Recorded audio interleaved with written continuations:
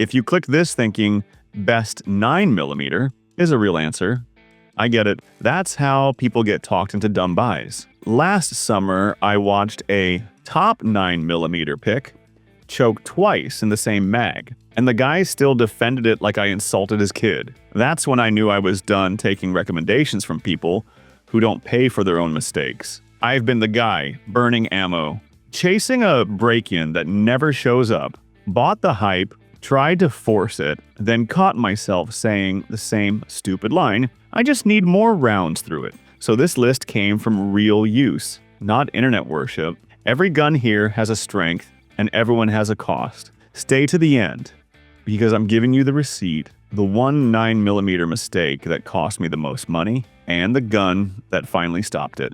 Let's start with the one people are going to argue about first.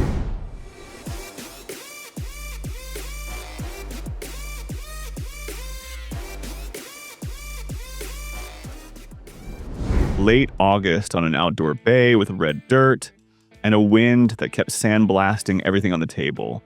Mags gritty, targets flapping, brass hitting dust so fast it looked pre-fired. 2 mixed boxes of bargain 115 grain sat open, the kind you buy once and regret halfway through. My buddy saw the HKCC9 and gave a small laugh. No joke, just the look like I showed up with something I'd apologize for later. I didn't argue, I loaded it. First mag felt plain, no charm, clean press, clean cycle. Dust on my hands, sweat under the cap brim, ammo feeling soft and inconsistent. Second mag, I pushed it on purpose. Fast pairs, lazy grip, reload with grit still on the mag body. I wanted a hiccup. One ugly moment so I could box it up and feel smart. It stayed boring. Third mag, the shift hit me. I quit checking the gun and quit waiting for drama. Eyes stayed on the front sight and the hits, like the CC9 turned invisible. A pistol that behaves with cheap ammo and Texas dust can make you drop your guard. I'm not handing it full trust yet because the easiest guns to like are the ones that sneak up on you. New Year party, plastic cups, loud music, everybody pretending they're younger than they are. I ran into an old friend I hadn't seen in years. He'd been working Houston, the kind of job where people stop talking in opinions and start talking in outcomes. We're catching up, and he drops it like it's nothing. Houston PD signed with FN 509 Tactical, already getting adopted. No excitement hit me, just that quiet sting in the back of the head. People hear police contract, and their brain shuts off like paperwork equals trust. I asked him what adopted meant. Issued, approved, pilot, special units? He shrugged like it didn't matter. For him, it was simple. The department moved, so the gun moved. That's what bothered me. Contracts get signed for reasons that never show up online. Budgets, holsters, vendor deals, politics. Sometimes it still lands on a solid pistol. Sometimes it lands on something you learn to tolerate because the job doesn't care about your feelings. The 509 Tactical has a way of looking like certainty. Big, serious, duty-stamped, that can trick people. I drove home thinking about one thing. A gun can look perfect right before the first year of real use starts talking back. Next one is the opposite of duty contract confidence. It wins people over for a simpler reason. Then it charges them for it later. Dallas traffic will tell on you. I used to drop a serious 9mm in the center console and call it carry. Hot plastic, lint, loose change, that little oven by your right knee. I tell myself it was temporary, just for the drive, just until the next stop. Then an hour goes by and the gun is still cooking in there like it lives there. Hellcat Pro ruined that lie because it stayed on me without asking for a whole routine. Seatbelt click. Lean forward, step out. No snag, no shifting, no hand drifting down to fix my shirt like I'm trying to hide something. It just sat there and let me move like a normal person. The bigger gun didn't. One time was enough. I went to get out. Belt grabbed the holster hard, and the whole thing twisted just enough to make me freeze for half a second. Not fear, annoyance. The kind that makes you start negotiating with your own gear. That was the beginning of the console becoming the holster. Not because I stopped believing in the gun, because I got tired of fighting it. Hellcat Pro won because it made 0 demands. And that win makes me uneasy, because comfort starts picking your 9mm for you. Next one earns its spot a different way. It's louder, and it comes with a bill. I bought the Seizai P10C for the wrong reason. Price. I wanted a smart 9mm buy. Something I could point at and act like I outplayed everyone who spends more. I didn't even need it. I wanted the feeling of the deal. I wanted to feel right before I ever shot it. Regret hit fast. Not from a malfunction, from me. I caught myself defending it in my head, not carrying it. Defending it. Telling myself what it should be, what it basically was, what it competed with. Then came the comparison that shut me up. Not a roast, not a lecture, just a simple side-by-side moment where the other gun felt like the default choice, and mine felt like I was trying to be clever. I hated that feeling. I kept the P10C anyway, mostly out of spite. And the annoying part is it refused to give me an exit. It kept running. It kept hitting. It kept behaving in the exact moments where I wanted to call it a mistake and move on. So it earned a spot on this list. Cost stays there, though. A gun like this makes people think discipline matters less because the deal carried them. I keep a Glock 19 Gen 5 around for the same reason people keep a shovel in the garage. Not because it's fun, because when you need it, you don't want a personality. Last month, I was back in my town and ran into a Glock guy. Loud confidence, short sentences. He didn't ask what I carried or why, he just delivered it. Glock 19. Done. Like he handed me a law instead of an opinion. I didn't give him the damn argument. No back and forth. No, actually, I let him have his moment because the annoying part isn't him. The annoying part is what happens later, when I'm alone with my own decisions. I'll carry something else for a week, tell myself I'm being smarter or more refined, then catch myself doing little adjustments all day. Shirt tug, holster shift, mental check. I start thinking about the gun more than whatever I'm doing. Then, the Glock shows up again. Quietly, like quitting a bad habit. It sits there, carries easy, points the same every time, and doesn't ask me to manage it. Cost stays ugly. A Glock 19 works so well it can make you lazy, and the fanboy culture makes that laziness feel righteous. I keep it anyway. I just don't like what it says about me.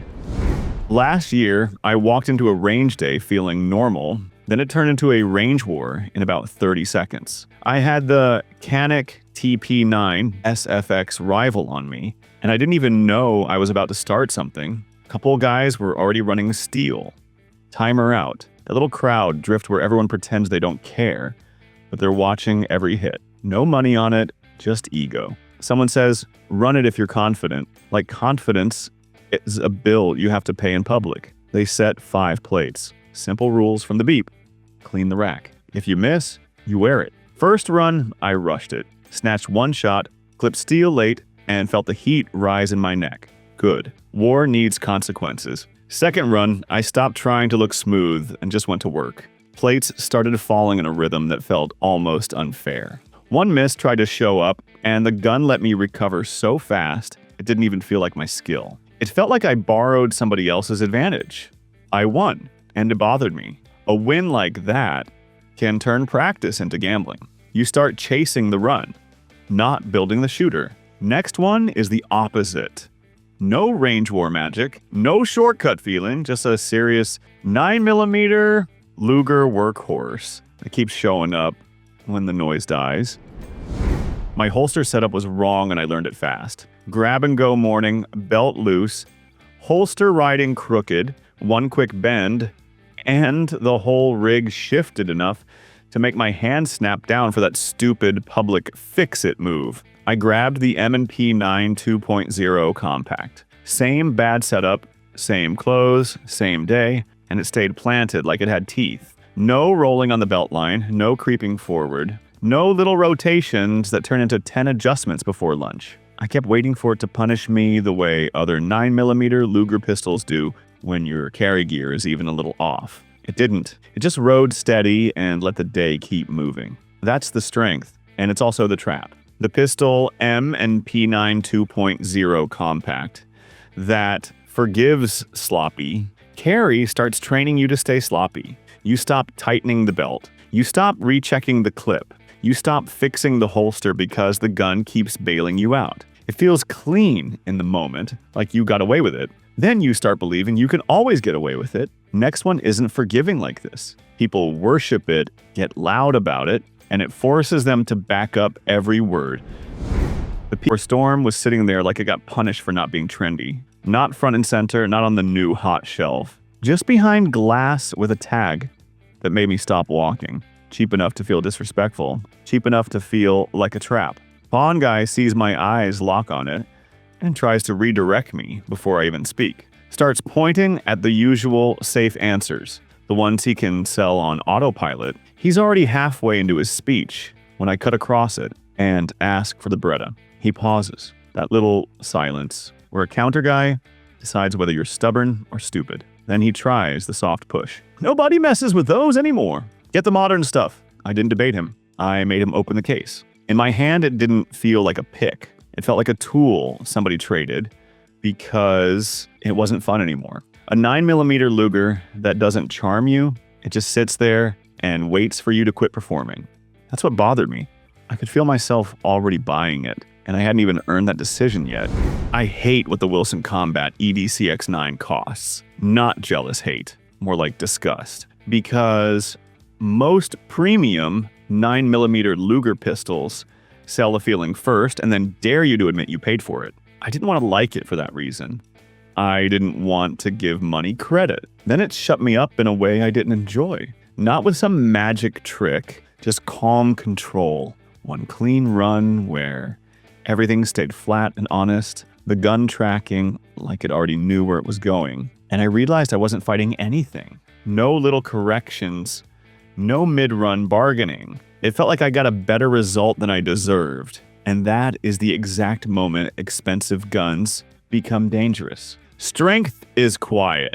It behaves like the argument already happened and it won. Cost is mean. It changes your baseline. After an X9, a lot of pistols start feeling like compromises you used to defend. It makes you harsher. It makes you picky. It makes you sound like the guy you hate at the counter.